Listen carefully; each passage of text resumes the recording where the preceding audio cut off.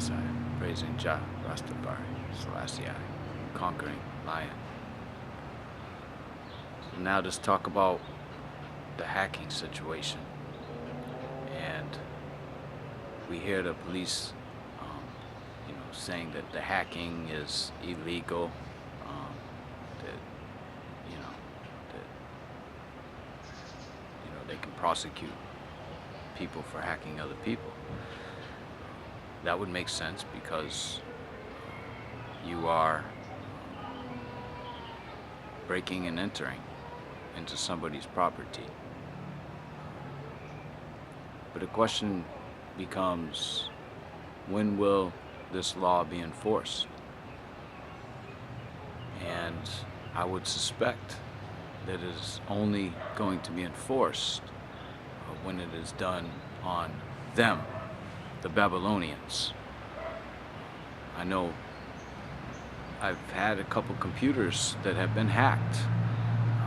I've searched the IP addresses and collected them.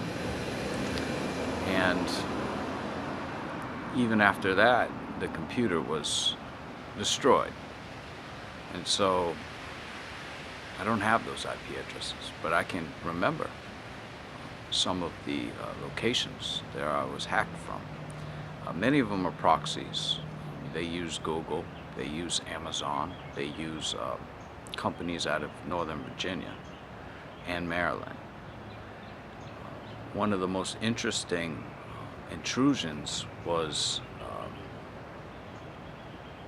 a science, a bioinformatics university in Europe.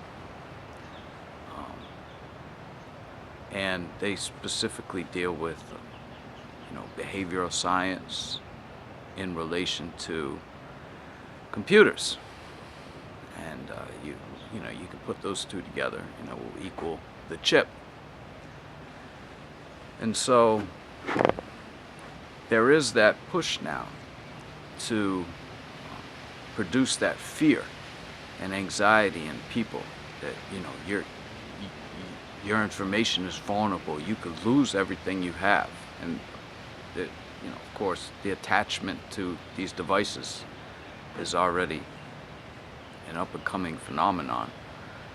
You see the children locked in, so they're becoming extremely dependent on this device that they're then storing all their personal data on throughout their life. And now the fear comes that, oh, you can lose everything. You can lose your life, essentially. This is what people feel like. They lose all that information. So where does that go? To the chip. The credit cards are now more vulnerable because people are getting into the databases and the scanning technology and creating vulnerabilities there. So where does that lead to? The chip. And so I have to laugh when I hear that this, we can prosecute people that hack, because again, it's like the drones. Supposedly, if somebody flies over your house with a drone, it's illegal. But you have to chase them down, and you have to find out where that drone is being flown from. Now, if you already have drones in the sky and the ability to track people's whereabouts, then that's not difficult. Especially if you know who bought what drone and when. And on top of that, if you can enter into somebody's device that's operating the drone, then you would most certainly be able to detect the user. That's not so easy for everyone. So now these laws, bills, in coordination with the new technology are being implemented so that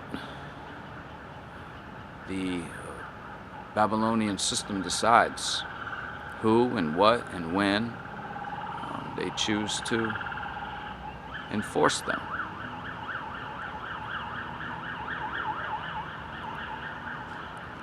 So what is the solution? The solution is to separate, to get as far away from you as you can from Babylon.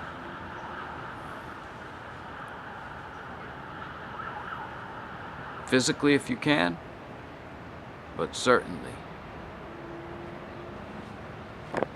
free your mind first. Giving thanks. Jah. Rastafari.